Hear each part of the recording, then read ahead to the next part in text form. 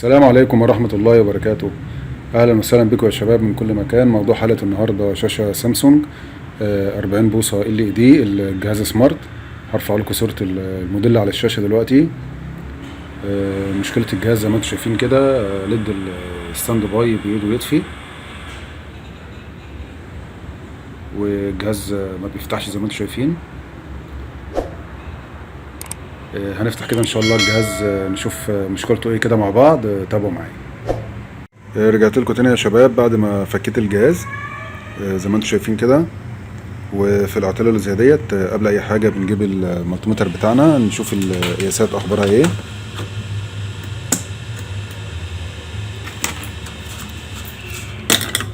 هنجيب المجس الارضي نحطه في اي جسم معدن هنا.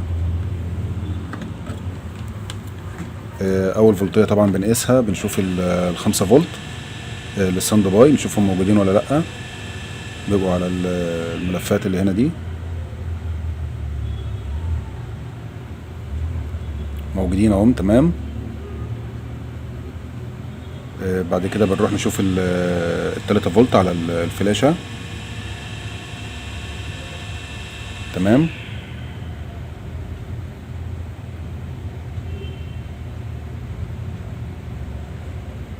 تمام ثابتين اهم. بعد كده هنشوف منظمات الجهد. نشوف اول واحد هنا عليه تقريبا 1.5 فولت بتاع الرامات. في منظم جهد هنا تاني اهو عليه حوالي 1.8 فولت بتوع المعالج. طيب هو كده مبدئيا الفولتيات تمام. طب المشكلة من ايه؟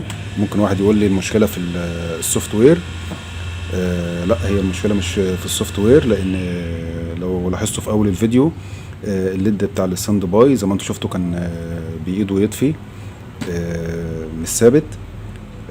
فطبعا انا عارف طبعا المشكلة فين في الجهاز هنا، بس احنا مش عايزين نبقى حافظين، عايزين نبقى فاهمين ايه سبب المشكلة.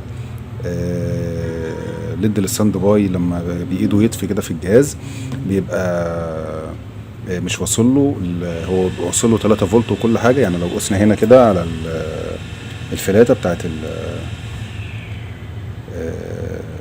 هي الزراير والسنسور بتاع الريموت،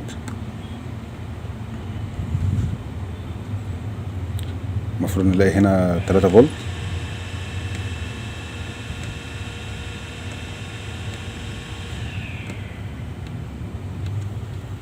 معلش انا كنت بقيس بالمجس الارضي اهو 3 فولت اهو.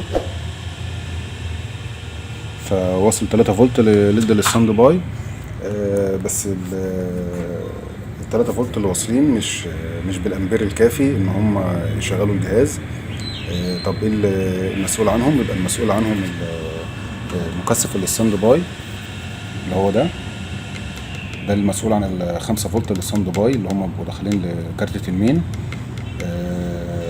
اوقات بيبقى المكثف بيفقد قيمة الفراد بتاعته، ما بيقومش بعملية تنعيم التيار كويس، ما بيوصلش الفولت بالامبير بتاعه مظبوط لكارتة المين.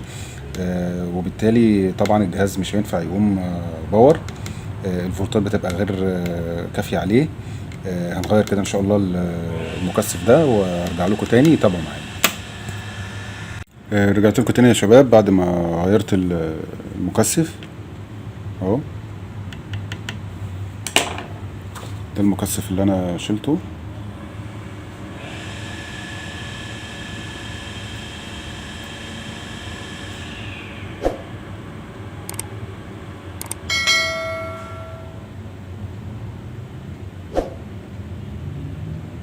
ألف ومتين ميكرو على 10 فولت. هنجرب كده ان شاء الله الجهاز مع بعض. بسم الله.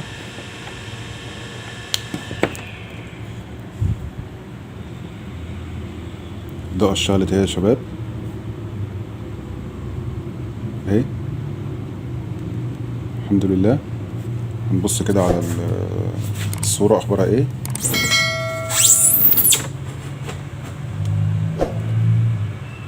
تمام الحمد لله زي ما انتم شفتوا كده يا شباب. هقفل كده الجهاز ونوصله برسيفر ونشوف النتيجة النهائية ان شاء الله مع بعض كده. تابعوا معايا. رجعت لكم تاني يا شباب بعد ما قفلت الجهاز.